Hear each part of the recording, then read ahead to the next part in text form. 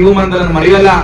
ನೀವು ಕೊಟ್ಟಂತ ಅವಕಾಶದಿಂದ ನನಗೆ ಇಂಥ ಹುದ್ದೆಗಳು ಅವಕಾಶಗಳು ಸಿಕ್ಕಿದೆ ಅನ್ನೋದನ್ನ ಕೃತಜ್ಞತಾ ಪೂರ್ವಕವಾಗಿ ಸ್ಮರಿಸಿಕೊಂಡು, ಜೊತೆಗೆ ನನ್ನ ಕುಟುಂಬದ ಬಂಧುಗಳು, ನನ್ನ ಅಣ್ಣನೇ ಕೂಡ ಶಿಕ್ಷಕನಾಗಿದ್ರು ಕೂಡ ಅವನು ಎಂದೂ ಕೂಡ ತಮ್ಮನಿಗೆ ನನ್ನ ತಮ್ಮ ಮುಂದೋಗ್ತಿದ್ದಾನೆ ಅಂತ ಹೇಳಿ ಎಂದೂ ಕೂಡ ಅವನು ಬೇರೆ ತರ ಬಯಸಲೇ ಇಲ್ಲ. ನನ್ನ ಏಳಿಗೆಯನ್ನ ಬಯಸಿದ್ದು ನನ್ನ ಅಣ್ಣ.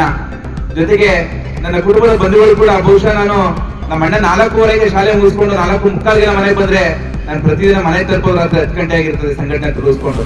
ನಾನೆಲ್ಲ ಆ ಒಂದು ಉಪದ್ರವವನ್ನು ಕೂಡ ಸಹಿಸಿಕೊಂಡು ನನ್ನ ಕುಟುಂಬದ ಸದಸ್ಯರು ಕೂಡ ಸಹಕಾರವನ್ನು ನೀಡ್ತಾ ಇದ್ದಾರೆ.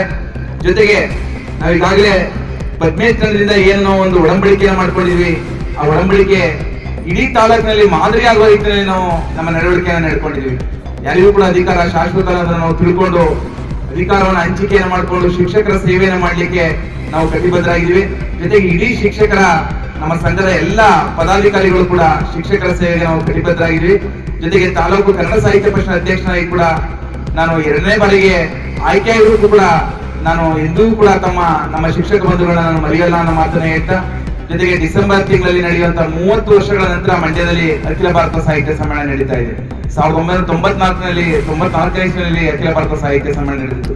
30 ವರ್ಷಗಳ ನಡೆಯುವಂತ ಅಖಿಲ ಭಾರತ ಸಾಹಿತ್ಯ ಸಮ್ಮೇಳನ ಡಿಸೆಂಬರ್ 20, 21, 22ನೇ ತಾರೀಕು 3 ದಿನಗಳ ಕಾಲ ನಡೆಯುತ್ತೆ. ಆ ಸಮ್ಮೇಳನಕ್ಕೆ ತಾವೆಲ್ಲರೂ